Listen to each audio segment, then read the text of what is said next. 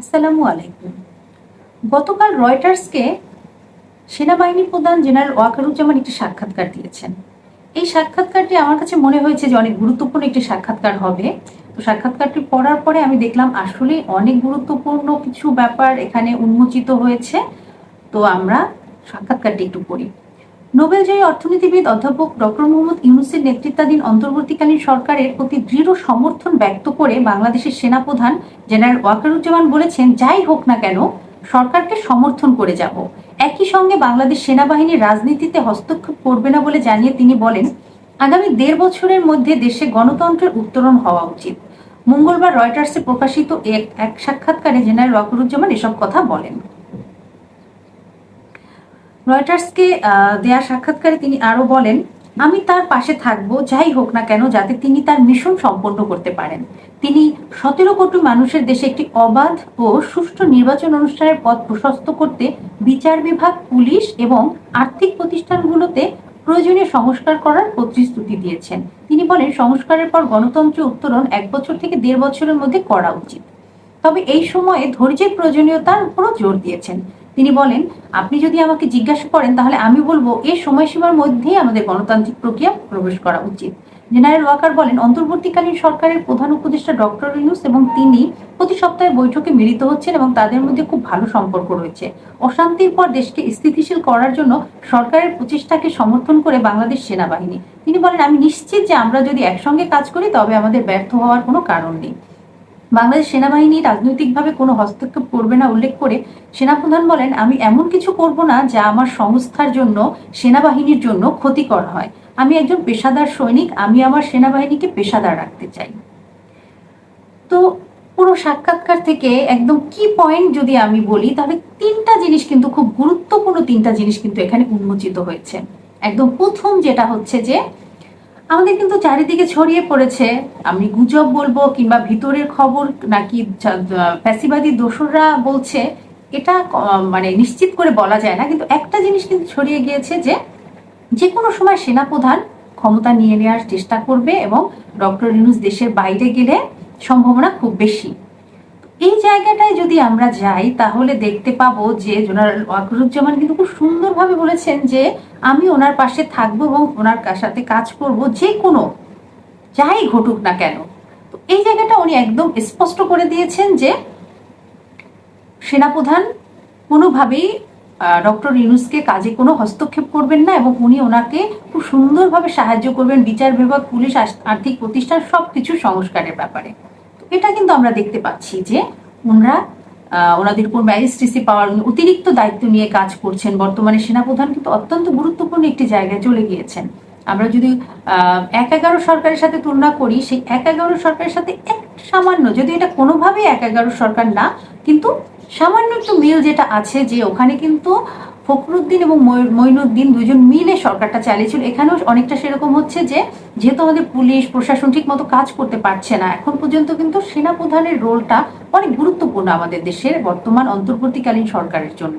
তো এই জায়গাটা উনি ওনার পূর্ণ সমর্থন, ওনার সাহায্য সহযোগিতা সবকিছু কিন্তু করে যাচ্ছেন। সেনাবাহিনীকে ম্যাজিস্ট্রেসি পাওয়ারও 2 মাসের জন্য দেওয়া হয়েছে। তো ওনাকে অতিরিক্ত দায়িত্ব নিয়ে কাজগুলো করতে হচ্ছে। তো এই জায়গাটা স্পষ্ট যে উনি ডক্টর ইউনূসকে পূর্ণ সমর্থন করবেন। 2 নাম্বার যে ব্যাপারটা উনি অত্যন্ত গুরুত্বপূর্ণ ব্যাপার উন্মোচিত করেছেন সেটা হচ্ছে যে যৌক্তিক সময়। এখন পর্যন্ত কিন্তু আমরা অন্তর্বর্তীকালীন সরকারের কোনো সময় নিয়ে কোনো কথা এখন পর্যন্ত স্পষ্ট শুনিনি। অন্তর্বর্তীকালীন সরকার থেকেও কোনো সময় এখন পর্যন্ত নির্ধারণ করে বলেননি এবং রাজনৈতিক দলগুলো সরাসরি সাহস পাচ্ছে না বলার যে এত দিনের মধ্যে করুন। যদিও বিএনপি থেকে মহাসচিব বলে যাচ্ছেন যে 3 মাস 6 মাসের মধ্যে নির্বাচন দেন, কিন্তু যখন সংস্কারের কথা আসছে তখন কিন্তু ওনারা বলছেন যে যৌক্তিক সময়ের মধ্যে সংস্কার করে নির্বাচন দেওয়া উচিত। কতদিন সেটা আমরা বলতে পারবো না। বেশিরভাগ মানুষই কিন্তু এখন পর্যন্ত যৌক্তিক সময় বলছেন, কিন্তু নির্দিষ্ট করে যে সময় বলাটা এটা কেউই কিন্তু উন্মুক্ত করেনি। যেটা প্রথমবারের মতো জেনারেল ওয়াকারুজ্জামান করলেন, যেটা অত্যন্ত সাধুবাদ দেওয়ার মতো একটা ব্যাপার। কারণ উনি যে সময়টা বলেছেন 18 মাস বা 1.5 বছর, এটা কিন্তু আমি আমার দিক থেকে যদি বলি খুব একটা খারাপ বলেননি। 1 বছরের মতো লাগবে সংস্কারের জন্য আর 6 মাস নির্বাচনের জন্য।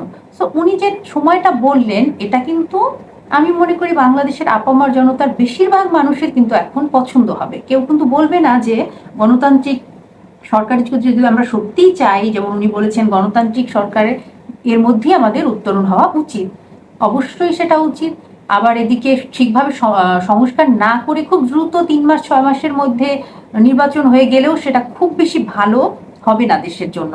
সব মিলিয়ে আমি বলবো 1.5 বছরের সময়টা উনি বেশ যৌক্তিক বলেছেন। এরপর কম বেশি কথা বলে নেওয়া যেতে পারে। তো যেটা বোঝা গেল যে সেনাপ্রধান তো নর্মালি নিজে থেকেই বললেন নাকি, উনি তো দেখা করছেন প্রতি সপ্তাহে। আমরা দেখেছি যে জাতিসংঘে বৈঠকে যাওয়ার আগেও কিন্তু ডক্টর ইউনূসের সাথে ওনার বৈঠক হয়েছে, তো ওখানে ওনাদের আলোচনা হতে পারে এ ব্যাপারে। আর যদি কারোর সাথে আলোচনা ছাড়াই উনি বলেন, তাহলে আমি মনে করব যে একটি নতুন একটা দ্বার কিংবা একটা আইডিয়া উনি দিলেন। তো এটা নিয়ে পরবর্তীতে উনি ডক্টর ইউনূসের সাথে কথাও বলে নিতে পারেন।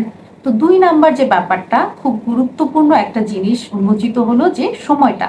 1 নাম্বার ছিল হচ্ছে ডক্টর ইউনূসকে উনি পূর্ণ সমর্থন করেন, ওনার পাশে থাকবেন, এবং 2 নাম্বার হচ্ছে ওনার সময়টা, উনি যৌক্তিক সময়টা উনি তুলে ধরলেন ওনার ওপিনিয়ন থেকে।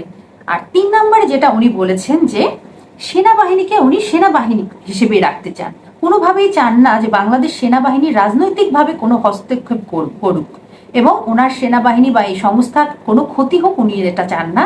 আমি একজন পেশাদার সৈনিক, আমি আমার সেনাবাহিনীকে পেশাদার রাখতে চাই। এটা অত্যন্ত গুরুত্বপূর্ণ একটা জিনিস উনি উন্মোচন করেছেন। কারণ সবার ভিতরে কিন্তু একটা ভয় বলেন বা গুজব বলেন ছড়িয়ে যাচ্ছে যে সেনাবাহিনী যে কোনো সময় ক্ষমতা নিয়ে নিতে পারেন, এবং আমাদের জন্য সেটা গণতন্ত্র না আসার জন্য আমাদের একটা কালসাপ হয়ে যেতে পারে। কিন্তু উনি খুব সুন্দরভাবে কিন্তু 3 নাম্বার ব্যাপারটা পরিষ্কার করে দিলেন। এবং একটা জিনিস আমার কাছে, আমার ব্যক্তিগতভাবে মনে হয় যে উনি যদি ক্ষমতার লোভী হতেন এবং ক্ষমতা নিতে চাইতেন, তাহলে 5 তারিখে যখন শেখ হাসিনাকে উনি সেফ এক্সিট দিলেন, তখনই উনি নিতে পারতেন। কিন্তু উনি 8 তারিখ পর্যন্ত পুরো 3 দিন কিন্তু আমাদের দেশ সরকার প্রধান ছাড়া ছিলেন, যেটা যে কোনো দেশের জন্য অত্যন্ত ক্ষতি এবং অত্যন্ত হুমকির একটা ব্যাপার। কিন্তু উনি তখন খুব সুন্দরভাবে অপেক্ষা করেছেন ডক্টর ইউনূসের জন্য, এবং তার শপথ গ্রহণ অনুষ্ঠান ভালোভাবে করেছেন। সবকিছু যখন উনি ভালোভাবে করেছেন এবং এই অন্তর্বর্তীকালীন সরকারকে পূর্ণ সমর্থন দিয়ে যাচ্ছেন, তখন কথা আসছে যে উনি আবার ক্ষমতা নিয়ে নিতে পারেন বা চেষ্টা করতে পারেন, কিংবা সেনাবাহিনী থেকে অন্য কেউ হস্তক্ষেপ করতে পারেন। ওনার এই যে 3টা কথা, যেটা হচ্ছে উনি পূর্ণ সমর্থন করে যাবেন, যে কোনোভাবেই উনি এটা ডক্টর ইউনূসকে সফল দেখতে চান এবং একসাথে কাজ করলে সফল হবে। তো উনি কিন্তু 3টা গুরুত্বপূর্ণ জিনিস একদম পানির মতো পরিষ্কার করে দিয়েছেন আমাদের কাছে। এবং আমার কাছে যেটা মনে হয় যে সেনাপ্রধান চাইলে অনেক কিছুই সম্ভব, সেটা উনি একদম সুন্দরভাবে করে দেখিয়েছেন। এবং আমাদের আমি অনেক প্রাক্তন সেনা অফিসারদের সাক্ষাৎকার করছি, পিলখানা হত্যাকাণ্ড নিয়ে ওনাদের কথা শুনছি। তো ওখানে কিন্তু একটা জিনিস কিন্তু সবার কাছে একই আমি শুনেছি, যে এই সেনাপ্রধান ওয়াকারুজ্জামান কিন্তু একজন খুবই ভালো, ভদ্র এবং দেশপ্রেমিক মানুষ। মুখে কিন্তু এগুলো অনেক বলা যায়, কিন্তু বাস্তবে প্রমাণ যেটাকে বলে, এটা কিন্তু অত সহজ নয়। আর সেই দিক দিয়ে যদি বলি, উনি 5 তারিখ থেকে এখন পর্যন্ত যদি বলি, উনি কিন্তু প্রমাণ দিয়ে যাচ্ছেন। উনি কিন্তু দেশের স্বার্থের বাইরে বা দেশের স্বার্থ বিরোধী কিছু হতে পারে এমন কিছু কিন্তু উনি করেননি, এবং এখন পর্যন্ত উনি তার প্রমাণ দিয়ে যাচ্ছেন।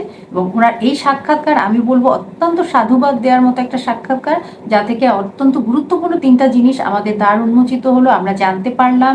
এবং নির্বাচনের যৌক্তিক সময় নিয়েও একটি অনেক কিছু একটা সুন্দর আইডিয়া জেনারেট হলো। অনেক ধন্যবাদ জেনারেল ওয়াকারুজ্জামানকে।